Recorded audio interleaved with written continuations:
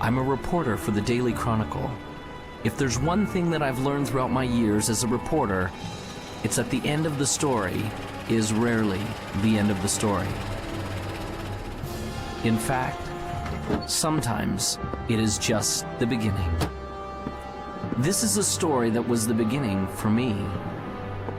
Although we only met for a brief moment and there was only one word exchanged between us, my life was changed forever. Hello, I'm the reporter from the Chronicle. Come in. Thank you. The interview was with Vincenzo Vivaldi, the world's foremost violinist and composer. I admit I didn't know much about him, but I had my questions at the ready. How did he become such a success? How did he create such a legacy? And what inspired him to learn the violin?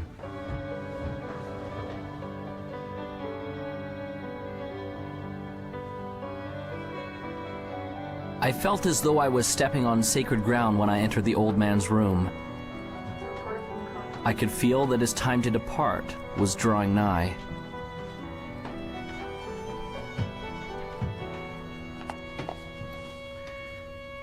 Thank you for seeing me, Mr. Vivaldi. For our readers, what would be the one key factor in achieving all of your great and grand accomplishments?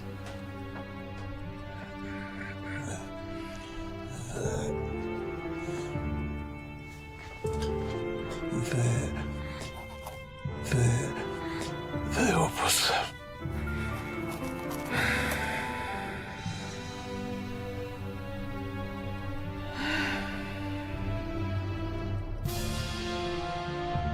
Those were the last words he ever spoke.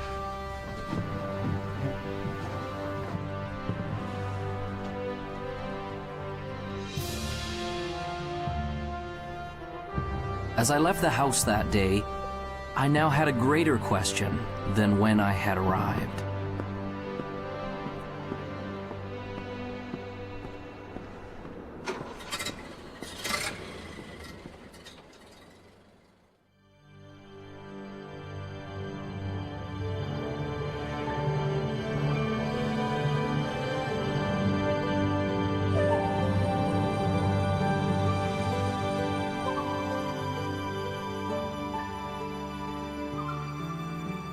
The opus is a composer's greatest work, and the opus is about us becoming the most amazing, magnificent, extraordinary human beings that we were meant to be.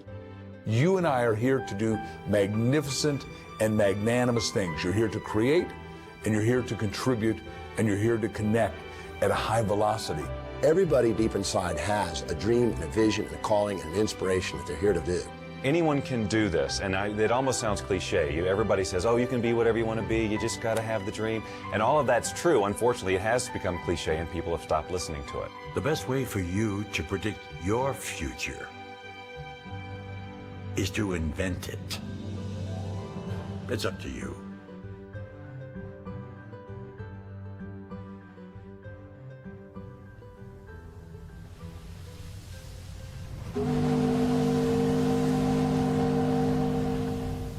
Vincenzo came to America when he was 7 years old. He came from the old country, Europe. When he got on board the boat that would take him to America, he had no idea he was about to encounter two things that would change his life forever. One was a new country. The other was a teacher and a violin.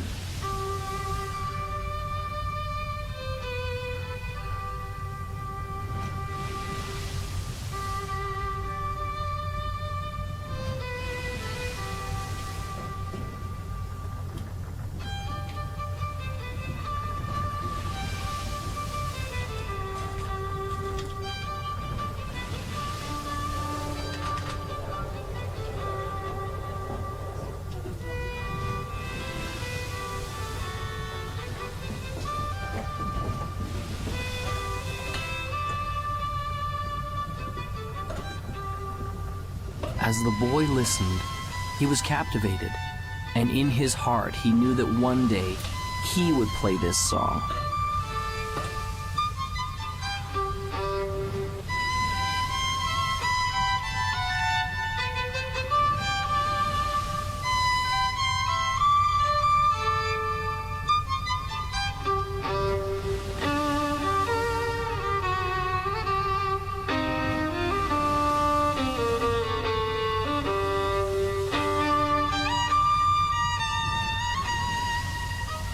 Vincenzo said that he wanted to play like that one day. Do you really believe that? Do you really believe you can? The old man asked. The young boy replied, yes. That is the key to unlocking your opus. The old man smiled and told him that he had just begun on the road to becoming great. He gave Vincenzo a notebook and told him to write down exactly what he wanted and to keep the book with him always. Vincenzo wrote that one day he would become one of the greatest violinists the world had ever known. The old man put his hand on the boy's shoulder. When you get there, don't stop.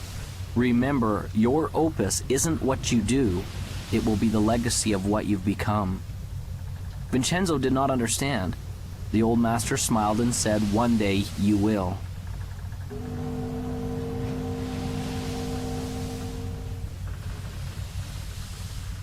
As Vincenzo left the old man, he was grateful, for he had been given a great gift. And although he would never know the man's name, the man had changed his life forever.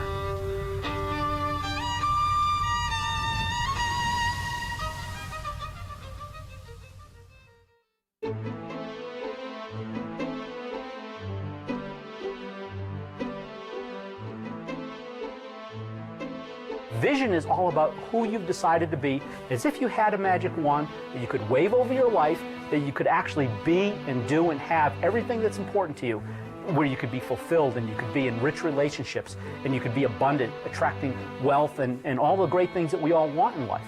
You know, you can start your, if you will, your path at a very early age or start it much later in life. I don't think it really matters when you start.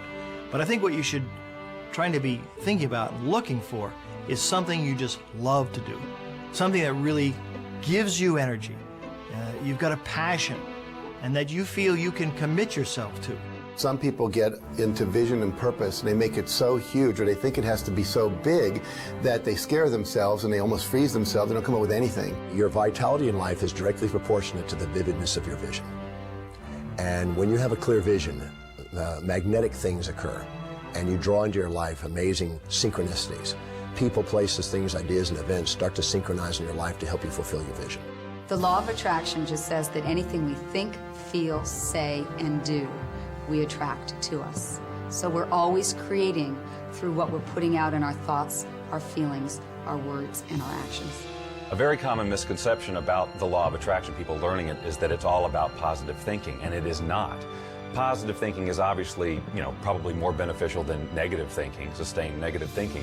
But positive thinking can mean just that you're thinking about things that would normally make a person happy. But if you're not truly emotionally involved with your thoughts, you're not really having an attractive power. In other words, if you're visualizing a car, or you're visualizing a house, or you're visualizing lots of money, or whatever your version of success is, but you don't have any real feeling about it, that is in alignment with that. In other words, if you don't feel positive about those thoughts, you're actually not attracting anything positive. It's the feeling that powers our thoughts. The Institute of Heart Math, which is the most widely recognized research institute on the heart, has shown that our hearts have an energy field around them that's 5,000 times more powerful than our brains. So this is the real power source for people. And when we want something from our head, it can only go so far. But when we power it with the feeling in our heart, the feeling of knowing that I can get it, the feeling of love behind that thought, then we are moved to the inspired action that will bring us what it is we're wanting. Anytime we set goals that are not congruent with our highest values, we're going to tend to not stay focused on them.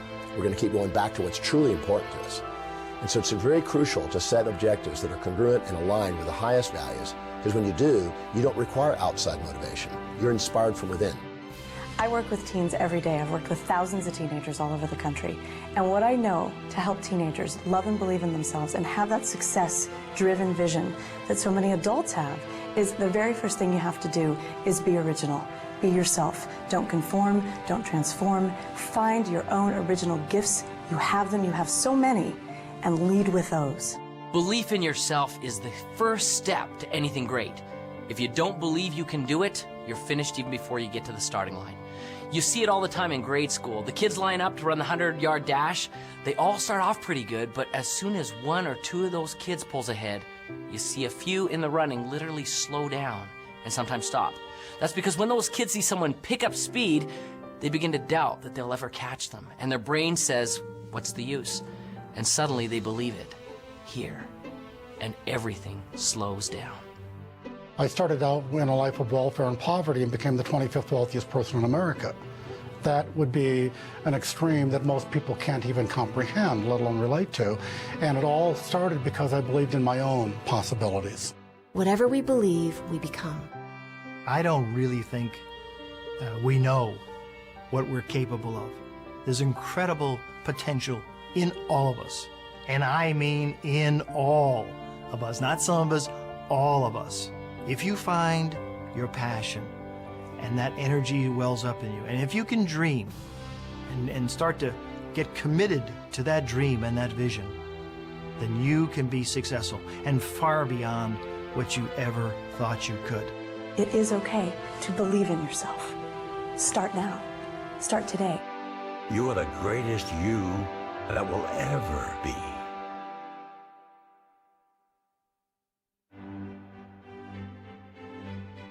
Vincenzo had set a goal. He began to see it powerfully and perfectly. It became real. He experienced it in his mind and in his heart. He was living it vividly as though it had already happened.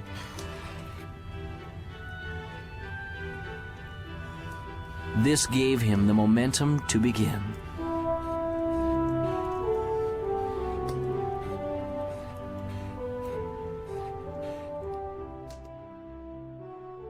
I think that the only way you can get to your goal is by having a clear vision. And I feel that that clear vision doesn't necessarily come from your head, but that it comes up from inside of you. That the more we access our gut feeling, the more that we access our core individuality and listen to what it is that's wanting to be said through us, then we have a clear vision of what we're about. The problem is most people don't really have that clear vision of what success is for them because they've never felt like they were allowed to have that vision for themselves. They always felt like they had to live in to somebody else's idea of what success is. I think one of the steps that people may not do quite properly is that first step of intention.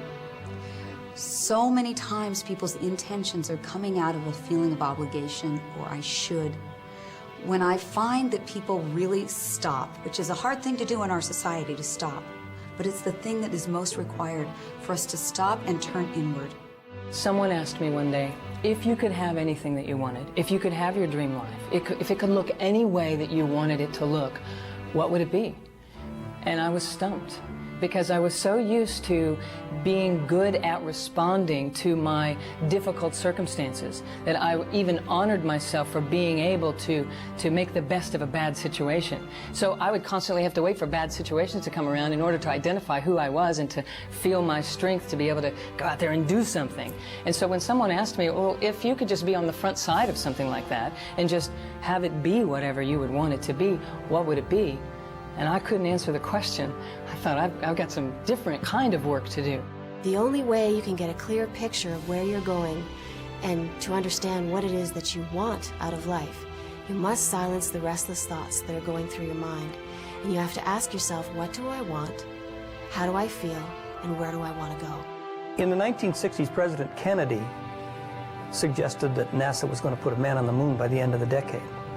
And NASA took the plan and they said, okay, what's success look like? Success looks like not man on the moon, but astronauts safely back on Earth. So they said, let's plan from there. So there's a group of scientists who looked forward to success and said, let's work backwards and put the plan in place. Now, the problem most of us have is we don't have a clear vision of what success is.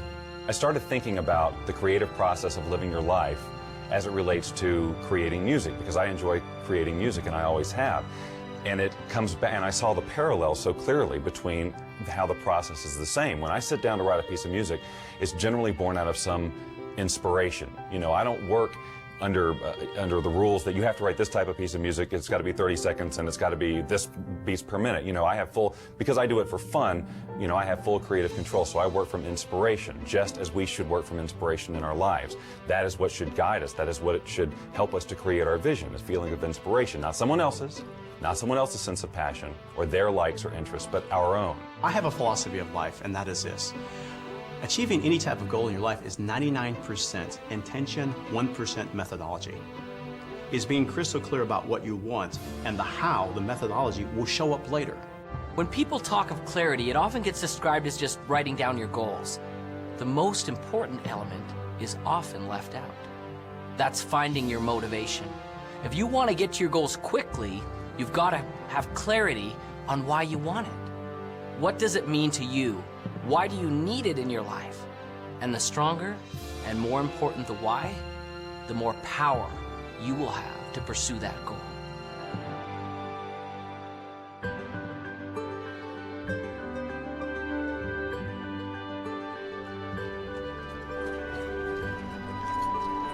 Finally, the opportunity came for Vincenzo to have his violin.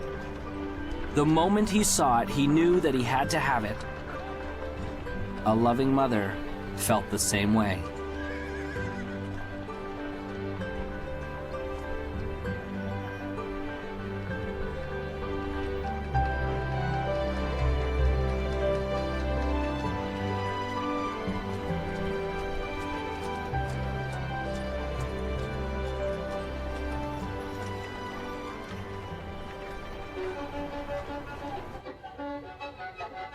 It was not as easy as it looked.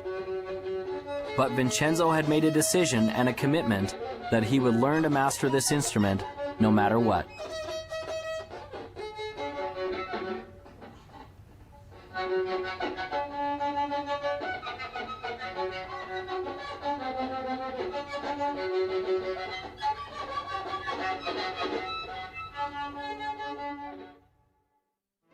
Finding your clarity starts from first setting goals, not just thinking them, inking them, writing them down, having that vision board. Put those things on your board the way you picture your life to be, the lifestyles you want. It's okay to brainstorm it. Start with an idea, oh, I've always wanted to do this, and flesh it out. Really describe what you want your life to be. You may find that it evolves even as you write, and that's okay. Take the time to decide what you truly want, because it isn't until you do that that you're going to be able to stabilize any sort of vibration around it from a law of attraction point of view to attract that into reality. When you're in the achievement process, what is your greatest moment? Some people think that it's when you're at the finish line, or at the top of the mountain peak, or when your bank account has finally reached that bulging, overflowing amount. If those are your goals, then those moments when you get there may be exciting, there's no doubt about that. But that isn't your greatest moment. Your greatest moment can be measured by three things that make it great. What moment will have the longest effect on your future life? What moment will carry the greatest future consequences? And which moment will have the farthest reaching impact on you and those around you? Your greatest moment, therefore, becomes the moment that you decide. Decision changes everything.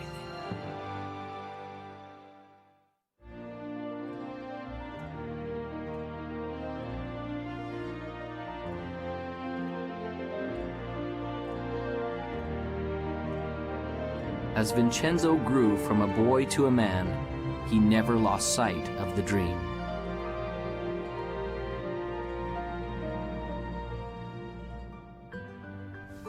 Vincenzo worked and saved his money to pay for lessons for his violin. He's doing it again. Thinking about everything except what he's supposed to be doing. There were those who told him that his dream was impossible, that it could never be achieved. Still believes he's going to be famous. Ladies and gentlemen, the famous, one and only, time-wasting, daydreaming, broom pusher.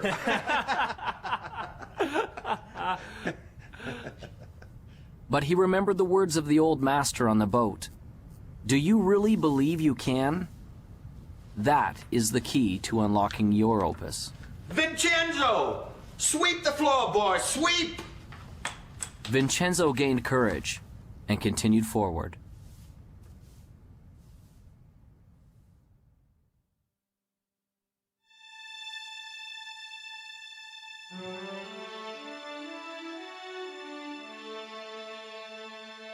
How do I get started? You just get started. Most people wait. They're waiting for their time. Wait till I know more. Wait till I do more. Wait till I learn more. Wait till my time is right. Your time is now. So just get started. You can't sit on the couch and eat potato chips and expect things to happen. You visualize and you materialize, yes, but you must act. A mediocre plan today is far better than a perfect plan tomorrow, because tomorrow never comes. We all know that New Year's resolutions last 30 days or 3 weeks or 3 days or for some people 3 hours. And that's a result of this great commitment. And what I want people to do is to step back and, interestingly enough, to essentially dial it down. Focus on what you can do, not what you could do. If you can't get the big picture, start with the small stuff. A decision isn't something you take lightly. It isn't a wish or simply saying, I'd like to. There will be no power in it until you say with clarity, I will do it, and attach that commitment to some action. What will you do to get things started? I'm a big believer in planning, partly because my first career was in the television industry. And if you don't plan a program, you're asking for a disaster. And that's not to say that you set a plan down that's absolutely rigid, but you put a plan down that you can then change and adjust as you need to when you're going through the production. Same thing with the writing of the music. I start with an end in mind in terms of how I want to feel, but I don't have every note already written in my head. That's what makes this process so fun and creative, because the minute you feel like you have to go here because that's where you said you were going to go in the first place, the song has to sound like this because that was my original vision, you cut off all sorts of possibility. You don't have to know everything before you get started. Top achievers never have all the answers, and they also don't wait for all the answers to come until they get started. They just get started. They don't let questions paralyze them. They understand how to face the unknown and have the courage to do new things without all the answers.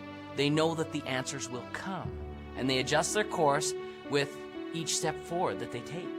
Most of the answers come in the action, not in the calculating. You've got to learn that too. When you're up against the unknown, remember this phrase. Top achievers are not perfectionists. They're improvisers. Get started. It's hard to start. It's scary. And I know I've seen in my own life that some people they're just waiting for everything to be perfect. There is no perfect time. You never have a perfect plan. But you need to move forward. If you're convinced and you're passionate, it will develop. Have some faith. It can happen. It will happen. You got to stay positive, but you got to keep moving forward. And you got to keep moving forward knowing you don't have all the answers. I wanted to be a fighter pilot my entire life, but back in 1986, there was an experience which pretty much dashed my hopes up against the rocks. Back in 1986, the movie Top Gun came out, and you'd think that would be a source of motivation for me, but really what it was everybody else at that point now wanted to do the same thing that I wanted to do. Everyone wanted to become a fighter pilot because they all wanted to be just like Maverick. And what I knew back then was I was a pretty average guy. I knew that the people who were ahead of me were smarter, faster, they were stronger, and I thought, man, I'm not going to be able to do this anymore because all these people now want to do what I want to do. You know, we're being honest here, so I'll just tell you, I failed kindergarten. And I don't know if you know what it takes to pass kindergarten, but you basically need to be able to stack blocks and not eat glue, okay? That's pretty much about it. So I failed kindergarten. I know that I'm a pretty average guy, okay? And I look at all these people who are ahead of me and I'm thinking, man, there's no way I'm going to be able to make it. But you know, I followed through with my dreams and I pressed on. And what I realized through that experience was that I may have been in the 5th percentile on the bottom, but the 95% of the people who were above me never took any action. Often people have a great idea and they get excited about it and they go, wow, I'm going to go do this. But you know something? They don't do it. They think about it, they get excited about it, maybe for an hour, maybe for a day, maybe even for a week or a month, but it dies. They don't take action. They're really not committed. They're really not passionate for it. It's like a passing idea. And so one of the things to be successful, one of the most important things to be successful is, okay, you've got a dream, you've got a vision, you've got plans, and now you've got to go for it. If you believe in something fully, you take action. I always tell people the last 6 letters of the word attraction spell action. And most people are focusing on this part and they're not doing the doing this. So when you believe that it's going to happen and you're visualizing clearly and you're holding all that energy, what'll happen is you'll start attracting to you not necessarily the car, but opportunities, strategies, resources, books, etc. that will come into your life. If you don't take action, you won't get the results. You must take action. It may be very small, it may be very big. It's what I call inspired action because it's something that's coming from within you. You get a little knock at the door that says, attend this seminar, go to this movie, buy this particular book, whatever it happens to be. Your part in this co-creation process is to do it. I was successful really in a lot of ways just because I went and did it. I took action. And so you're sitting here today, you've got a dream, you've got a goal, you've got an aspiration, you might have an invention, $1 million idea. And what's sitting between you and the execution of your dreams can be simply summed up in this: take action, implement. You grab the bull by the horns, you put the throttles up in afterburner, you live your life at the edge of the envelope, and you will be successful.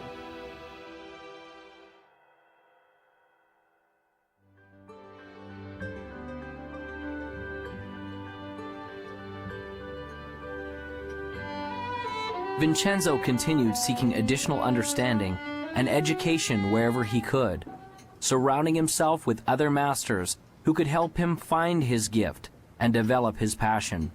This required effort and work.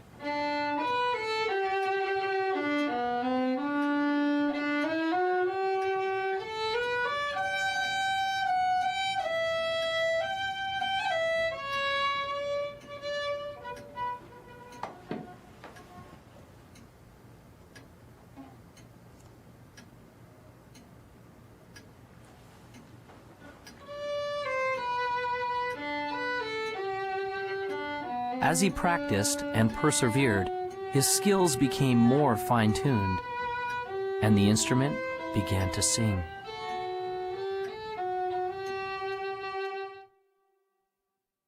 Whatever you want to do, whether you're an athlete, whether you're in business, whether you're a pilot, if you want to be successful, there are heroes, there are masters, there are people who have been successful before you who will be willing to teach you how to get where you want to be.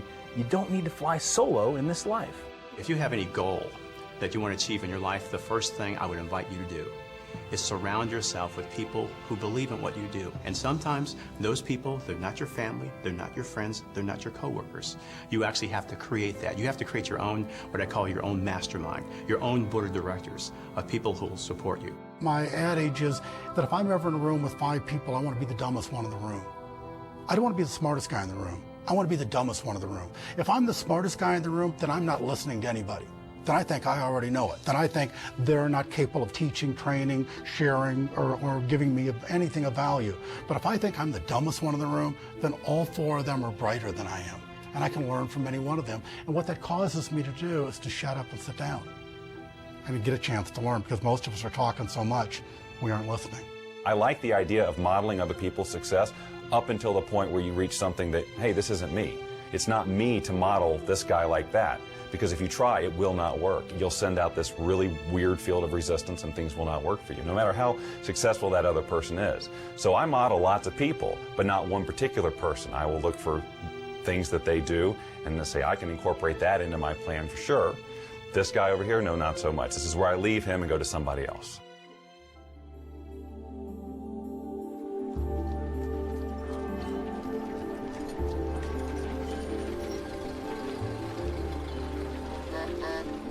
Whenever there is greatness, there is also adversity. When we work, there will be obstacles. Vincenzo's obstacle came when he turned 17. One day, as he was walking to his teacher's to practice his violin, he found that his vision began to blur. Soon, there were great dark spots appearing before his eyes. And one day, he woke up totally blind.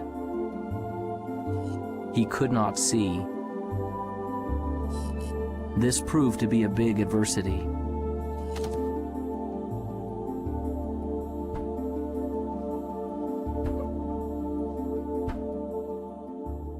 On March 10, 1981, I thought I had the world by the tail. I was Mr. Egotistical. I was self-centered. I was center of the whole universe, and so I thought. I was very successful. I'd gone into the life insurance business, making a lot of money.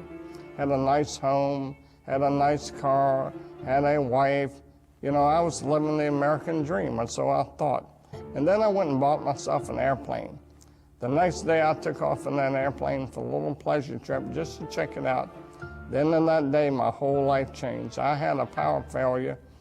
When I was landing, the engine failed. I had some power lines and crashed. I was just entering my senior year, and I wasn't really going out much. We had moved to a new town, and I was feeling a bit awkward in my skin. I went out, and I met someone. I thought, oh, he's the one, and ended up pregnant in my senior year. And if you want to be judged, I was going into a school where there were nuns, and they were convinced, and so was my entire school system, that found out I was pregnant in my senior year, that I was going to go to someplace with the letter H and 3 letters that followed. And it took me a long time to regain my self-esteem. And so my life started out as a pregnant teenage runaway. When I was born, my parents didn't know that I was didn't think that I was gonna be a little person, of course. So that was a big surprise. And they had some difficulty with it, some challenges with it. Then I went off to school, and I had challenges with kids there teasing me, calling me names, stuff like that. 4 days later, I woke up in the hospital. I was in coma 4 days, and I was in bad shape. My neck was broken at the first and second cervical vertebrae, and my spinal cord was crushed. The nerves that control my diaphragm were destroyed, and I couldn't breathe. My swallowing through flesh was destroyed, and I couldn't eat or drink. My larynx and voice box were crushed. Every muscle in my body was destroyed. I couldn't do anything but blink my eyes. My bowel, blood, and kidneys didn't have function. I lay there for 8 months in that hospital. All I could do was blink my eyes. The doctor said it was hopeless. I prayed that I could learn something through this experience, and maybe one day I could help others through it. Well, I gave birth to a little baby girl, and I kept that little baby girl for 5 months. And it was a tough 5 months. It was a tough road to hoe. I worked 3 jobs, and I couldn't really make my ends meet. One day I made a decision to place her for adoption. And when I did that, and the lady came and took her away and drove away with my baby, I thought I was the worst sinner on planet Earth. And it took a long time for me to regain self-esteem and to come to know myself, that I was a valuable person and I was a valuable part of this society. And in 4th grade, a turning point came for me, one of the first ones, when I realized that being a little person wasn't something that, wasn't a costume that I could take off one day, that actually I was going to be a little person for the rest of my life. And my friends were now at least 1.5 to 2 feet taller than me. I wasn't just the short kids in the class. I was now significantly different. 8 months later, I walked out of the hospital on my own 2 feet. The doctor said it was impossible, but I walked out of there. But that wasn't the end of the journey. That was just the beginning, because I had 5 more years of intense occupational physical therapy. So I went to work. And when I went to work, I decided I was going to make something of myself. And maybe one day I'd see that little girl again, and maybe I'd be able to be an example, a living example of something wonderful. One day I was sitting with my teacher for spiritual and personal growth, and he said to me, you know, Peggy, I noticed that you spend a lot of time in this fantasy that one day you're going to wake up like an average-sized person, or as an average-sized person, and all your problems are going to be gone. But that's not really so realistic. And I bet your success level would be much higher if instead you focus on the things that you can change. The things like your attitude, your beliefs, your connection to spirit, all those kinds of things. So that was a turning point for me. And I actually looked at that and I was like, oh my God, I'm believing in this fantasy. And I had to come to terms with the fact that I had to accept that I couldn't change my outer size. But I saw that I could change my inner size. See, it didn't matter what the doctors thought. It didn't matter what the medical profession thought. It didn't matter what other people thought or believed. What really mattered was what I believed. See, a lot of people think, well, I can't do this, I can't do that, because everybody tells them they can't do that. And I tell them it doesn't matter what other people tell them, it matters what they think. Well, last year on Mother's Day, now we're talking 27 years after that day when that lady drove away with that baby, I got a call from guess who? My little daughter, Jackie. And she said on the telephone, could I call you Mom? That was huge. That was huge for me. And I don't care what happened to you in your life. If someone told you you're a sinner and you're so down and out that you think you're nothing and you're a nobody, you're a somebody. You find it within yourself and you get up. Pull yourself up by your bootstraps. You get out there and do good works. Jackie and I have become real good friends today. And I thank God she's a valuable part of this life. You know, I barely finished high school. Today I sat on the Harvard Women's Leadership Board. Were the times I was down, were the times that maybe the vision started to fade a little bit, you know, I'd be dishonest if I said they weren't. Of course there were times. But I didn't stay focused on that very long. See, it's okay to let yourself get down, but it's not okay to stay down. I have gone from the depths of darkness to the height of amazing, amazing joy and even ecstasy. I always say that I used to cry every day out of sadness. Now, I cry most days out of joy.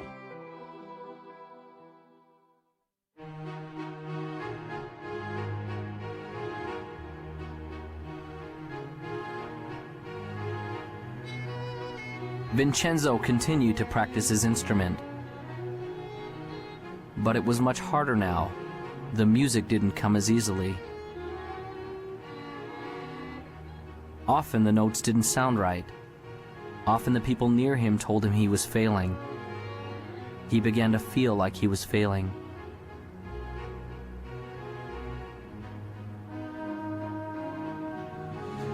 I can't.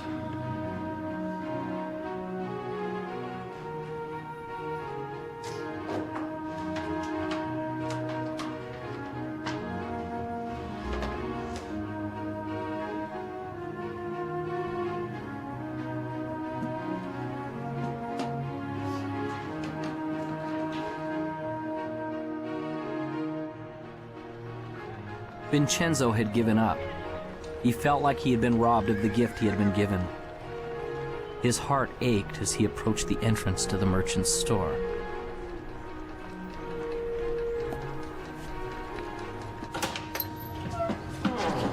Hi, Vincenzo. A surprise. What brings you here? I'd like to sell my violin. Those were the most painful words that he had ever spoke. Are you certain about that?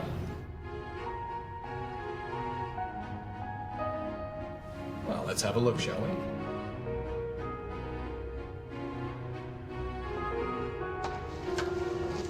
Oh my. Isn't this the same violin I sold you many years ago? And you want to bring it back to me? Yes, I do. Well, I'm certain you've kept it in fine condition.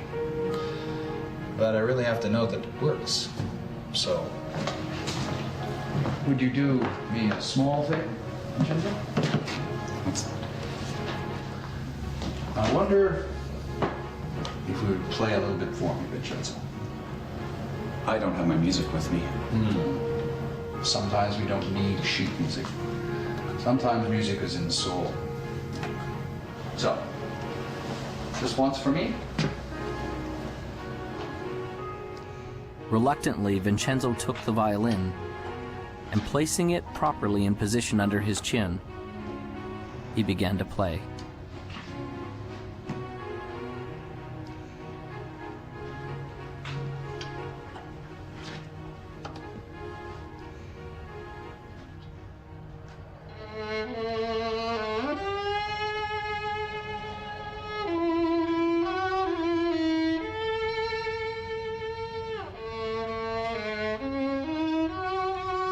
He began playing slowly at first, until his heart began to play the notes.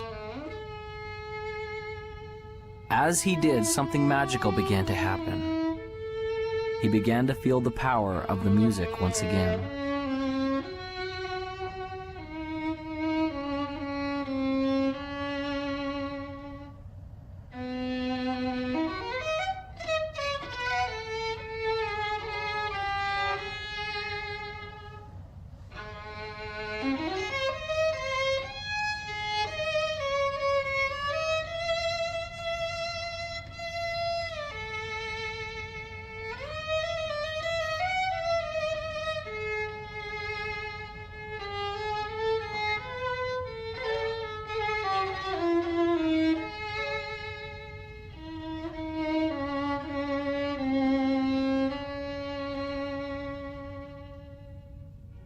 When he had finished, a change had taken place, and there was hope.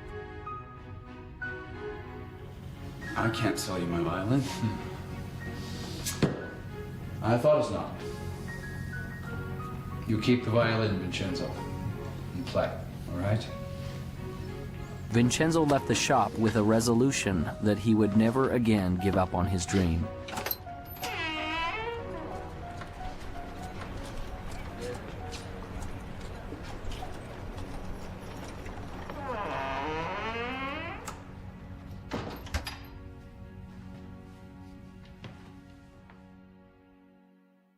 Everybody experiences failure, and if you haven't, it's just because you haven't done anything new. Because everything new requires failure. It's just a fact. In education, there's a term designated for new learners. It's called the J-curve, a J. When we start, we may begin here. As we begin to implement the new experience or information in our life, we initially struggle, or perhaps even fail. But as we learn the lessons from our failure and are persistent, we become competent and very successful with our new lessons or experience.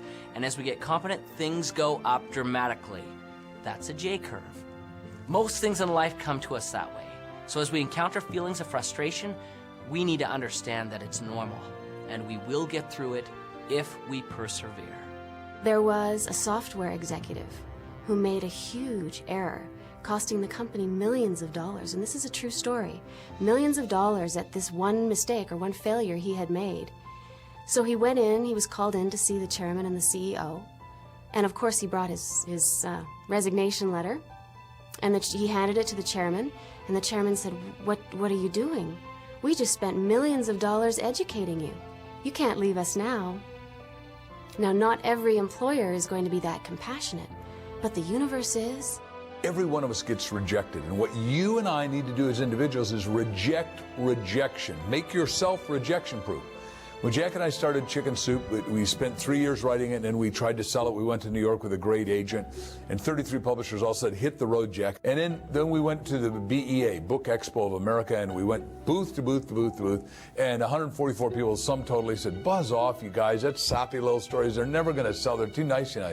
The secret word that every winner knows is called NEXT, next. You're going to meet obstacles. You're going to see adversity. It's going to happen to you. I guarantee it. So what gets you through it? It's your passion, it's your energy, it's your commitment to this game plan. And wow, it can be very, very exciting. I have never met a successful person who hasn't failed. Never. Not in the course of my lifetime, not in the course of my reading, not in the course of my studying, not in the course of mankind. Have I ever met a successful person who hasn't failed? Now, the difference between successful people and people who are unsuccessful, because we all will fail, is successful people learn how to deal with failures. They learn how to accept it and embrace it and understand it and learn from it. And it doesn't become a negative to them. It becomes a learning. It becomes an education. It's a tuition they paid for the education they got. You get a challenge or something you think is a setback. It's only a setback in your initial perception, and only when you don't stop and look at how it could serve you. See, the master is the one that takes whatever happens in their life, supportive or challenging, and asks how does it serve them and their mission. Because it's never what happens on the outside, it's always how you perceive what's up on the outside. So if you can take a challenge and you say, okay, so how are I going to use this to my greatest advantage, and what are the benefits that I'm going to get from this, and how is it going to help me fulfill my highest values, and how is it going to actually give me a step forward? If you ask that question and answer that question, it's not an obstacle. An obstacle is only when you've chosen to see only the drawbacks without the opportunities. Some people are so worried about failing, they don't start. And so one of my friends says, you don't have to get it perfect, just get it started.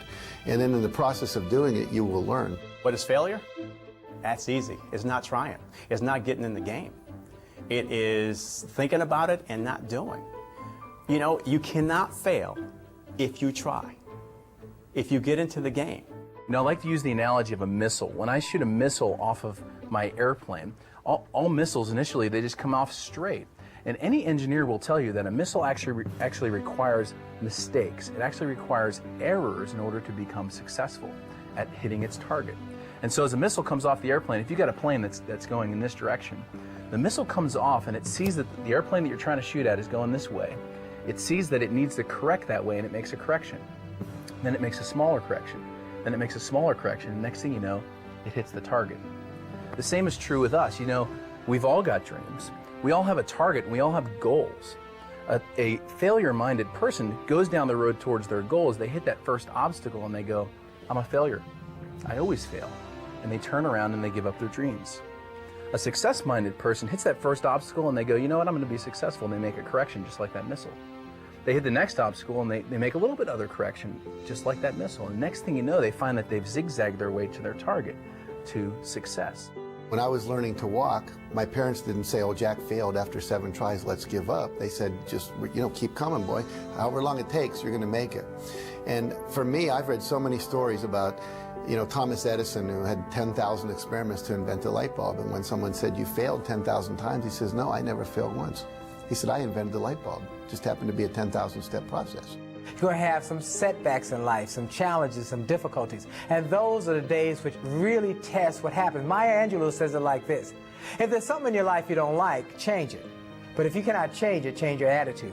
That is why it's critical for you to work on your attitude and start to have a reservoir from which to draw from before you need it, because you're going to have some days which test you, which try you, which really push you to the edge. And those are the days that you need to make sure that you have a positive outlook, a positive inlook, and a positive uplook, that you are thankful and grateful for all things, even the challenging things, because it is through the challenges that we grow, that we stretch, that we start to become all that we can possibly become. In our society, so often we focus on problems and obstacles and challenges and failures, and those kind of things paralyze us. They cause us to stop because we can't really see beyond that. But the truth of the matter is, if we look carefully, we'd see very clearly there is no such thing as a problem. Everything is a puzzle, and there are answers to puzzles. So when you run up against something that you're not sure of, doesn't mean it's a problem, doesn't mean you can't get around it. You just need to find the right answer for that puzzle. I've decided that every single thing that happens is a success. Everything. There's a learning experience, maybe I achieved whatever the goal was, but I'm going to go after something else. I just learn, grow, and go.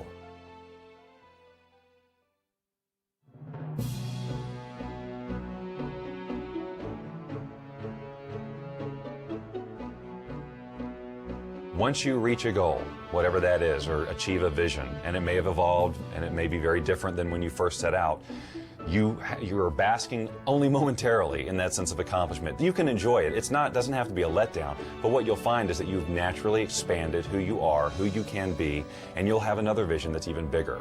If you want to have like success become an ongoing habit, you know, here I am at the top of my game, 100 million books sold and so forth, For me, it was never about selling books. It was always about making a difference. You can't stop making a difference. You know, making a difference is something that continues forever. It's the little things that you do on a daily basis that get that momentum ball turning.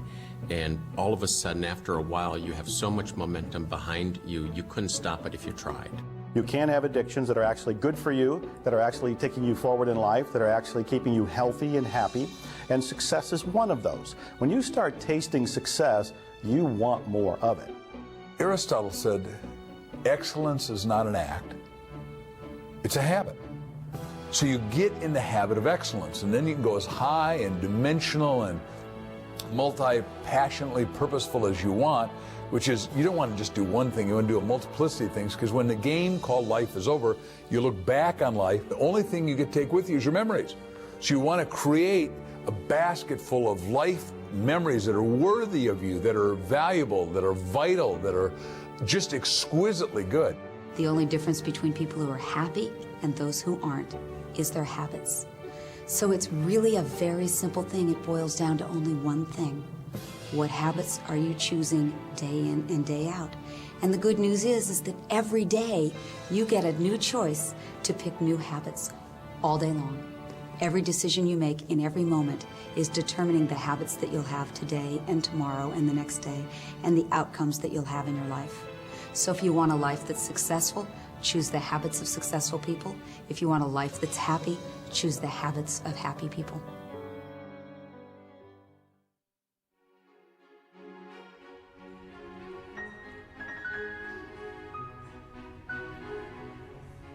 Well, thank you all for coming tonight. It's a pleasure to know you're out there. We're going to be playing a piece. Slowly, Vincenzo was offered opportunities to perform his music at local venues. Although these locations were not ultimately where Vincenzo wanted to be, he poured his heart into each of these performances. Each of them was a step in the right direction, and he let his passion shine through from the beginning.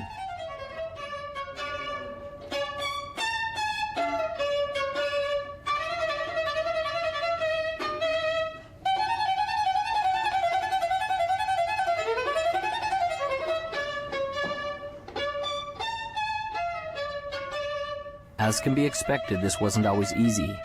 There were times he was afraid, but as he faced each challenge and each frightening moment, he seemed to build momentum and increase in his greatness.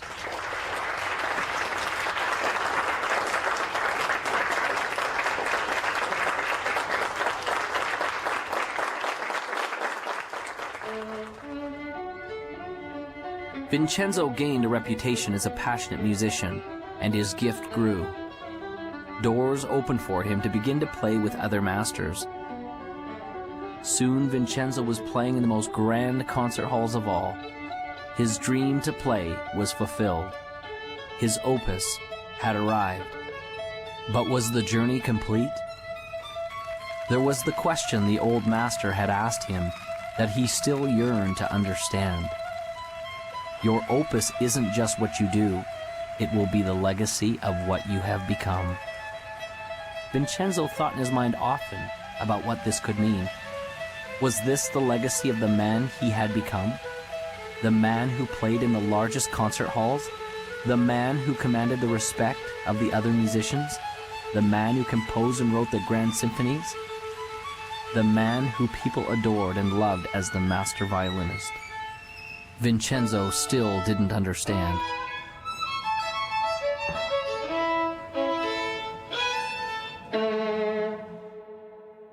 I think we have in our own DNA, sort of this need, if you will, of assisting others and helping them move forward towards their own goals or vision. And some of the greatest rewards in my life have been watching the success of others that I have been associated with. Henry James said that nothing of the senses will ever satisfy the soul. The only thing that satisfies the soul is gratitude and love. And when you have gratitude and love, whatever you're grateful for, whatever you love, you get more to be grateful for and you get to have more love. And so the second you achieve something, you're automatically yearning inside and called inside to ever greater achievements. We're all here for what purpose? We're here to give, we're here to interact, we're here to create, we're here to love and to support. And those are all giving things. Most of the successful people that I know have a basic fundamental philosophical foundation that says giving back is the key to success. A friend of mine asked me recently, he said, what's the purpose of the universe? Now, no one had ever asked me that. You know, life purpose, corporate purpose, all that. What's the purpose of the universe? And I went back to my physics and I thought, well, what is the universe doing? It's expanding. Ever since the Big Bang, it's expanding. I said, well, is it to expand? And he said, absolutely. And he said, anything you do that helps people, corporations, countries expand, you're in alignment with the universe. And when you're in alignment with the universe, the universe will support you. It'll give you the resources you need. Anytime you cause contraction, you cause conflict, then you're against what the universe is about. When we feel expanded, it's the universe's message of saying we're on course. When we feel contracted, it's the universe's message saying that we're off course. So as we're moving along, we always move towards that which is making us feel expanded. Service, there is no higher purpose. It's all about giving back. When you focus on giving, you receive, and that's how the law of attraction works. Ultimately, what we contribute is a reflection of who we are inside. And the more we contribute back to the world around us, makes us more inside. Think of your happiest moments. Got it? I'm confident that it will have very little to do with accumulating wealth, and it certainly wasn't a moment where you were alone in your room watching TV. I'd be willing to bet that it was a moment where you did something for someone that they could not do for themselves, or when you helped someone realize a dream, or you shared a little of you, the real you. And in the end, isn't that what life is all about? It's never about what you had. It's about what you did and the difference you made while you were here.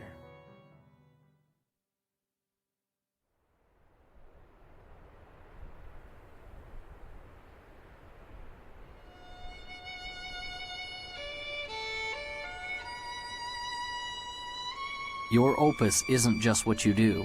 It will be the legacy of what you have become. Vincenzo still didn't understand. Then the lesson came as he was playing his violin in the park alone.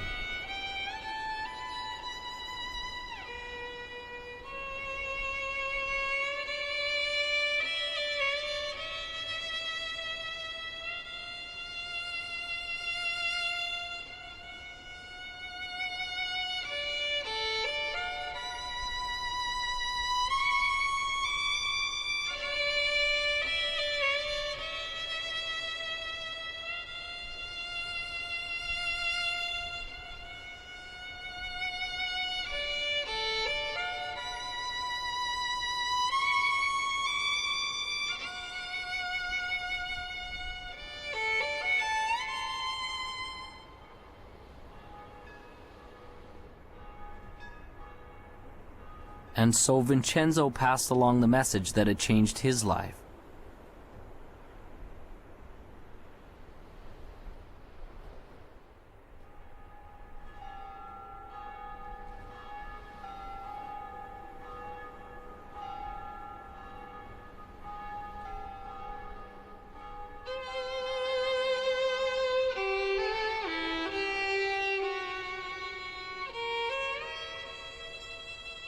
As the boy walked away in the snow, Vincenzo finally understood. It was almost as if the voice of his old friend the master came to him. Remember, your opus isn't just what you do. It will be the legacy of what you have become. Imagine, if you would, a hot summer day in the year 1944. Campus, Morehouse College. Dr. Benjamin Mays, the president of the college, sits at his desk. There's a knock at the door. He says, "Come in." He sees the door swing open, and a man and a teenager are in the doorway. He runs to grab the hand of the man, Martin Luther King Sr., Daddy King. Daddy King steps in and says, "Dr. Mays, I'm not going to take a lot of your time. I just came to introduce you to my son, Marty." We call him ML. His real name is Martin Luther King Jr. He's 15. He's going to college here in the fall. Very bright boy. But he's missing something, and I need a big favor. No, I don't need tuition that's bigger than that. No, I don't need room and board that's more critical than that. I came to ask you, would you teach my son how to dream? Please teach my boy how to dream. And Dr. Mays gave young Marty a piece and said, young man, read this piece every day and it'll change your life. And he read it and it changed his life. And I got hold of it and I started reading it and it changed my life. It's so profound yet so simple. It simply reads, it must be borne in mind that the tragedy of life does not lie in not reaching your goals. No, no, no. The tragedy lies in not having a goal to reach for. It is not a calamity to die with your dreams unfulfilled, but it is a calamity not to dream. It is not a disaster to be unable to capture your ideals, but it is a disaster to have no ideals to capture. It is not a disgrace not to reach the stars, but it is a disgrace to have no stars to reach for. Not failure, but low aim is sin. You've got to dream big dreams, impossible dreams, dreams that will make a difference, leave a legacy, and a dream that will be your opus, your reason for coming to this planet. I truly believe that all of us are very special. We all have some unique, different, wonderful qualities. We shouldn't compare ourselves to others and say, well, they're so much better. We need to find our own special gifts. And as you find those gifts and you become passionate about those gifts, you move towards those gifts and take action. So if you've been watching the Opus, the time is now to take action. No more praying, no more wishing, no more hoping that great things will happen to you. Move forward, take action, become successful. We are all creating our own opus. We will all leave that legacy. You come to the end of your life knowing that you have lived from the inspiration of your heart and that you've lived a life of love and of joy and of happiness. Because I tell you, you can achieve success in life, and that doesn't guarantee happiness.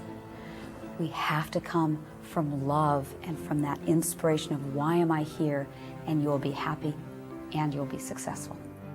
You know in your heart that you want to do something. It might be open a business, it might be open a service, it might be write a book, it might be do any number of things. It's unique to you, but you haven't done it yet. You now have the beginning of some motivation. Your heart is pumping a little faster. The sweat is on your brow because you are excited about this. I want you to take action. I want you to go out there and do something. I want you to dare something worthy. I want to be able to say at the end of my life, did I do everything I could with everything I was given? I want to be able to say absolutely. So it's never done. As long as you're green, you're growing. As soon as you're ripe, and you're raw. The joy in your life, the passion in your life, and the success in your life will come when you're brave enough to say, this is me, and then go be that person.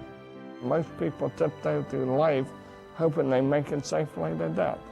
And life is more than that. It's more than just tiptoeing from the time you're born to the time you die, making it from day to day. It's much more than that. But yet, most people never realize that. I know that I'm not just a body and a personality, that there's something much, much deeper and greater and actually magnificent inside of me, something extraordinary. And the more that I live from that place, the more that I'm able to see inside of other people that they're extraordinary, that they're awesome, that they're amazing. And the more and more I live from that place, the more I see that each moment of my life is amazing and magnificent. That is the gift that's come out of my challenge. That is my opus. Now you have the tools. You have a vision. You believe you can do it. You're clear and you know why you want it. You have a first action to get started with. You know where to go for help, and you know failure can't stop you, only slow you. You are the composer of your life, and your greatest moment is before you. It is decision. What will you decide to do now? What will your opus be?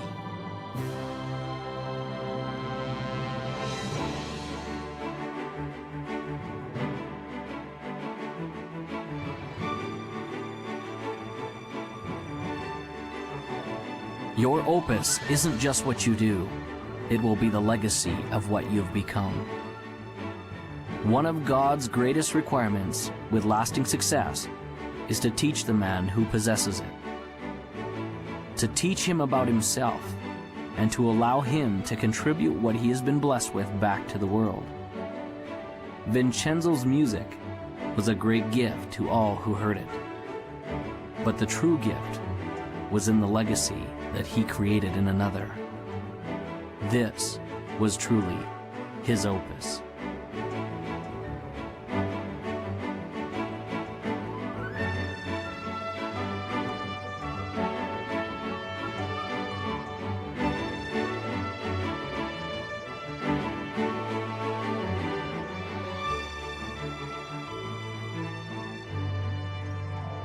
And now, as time passes, there's a question that each of us must ask ourselves.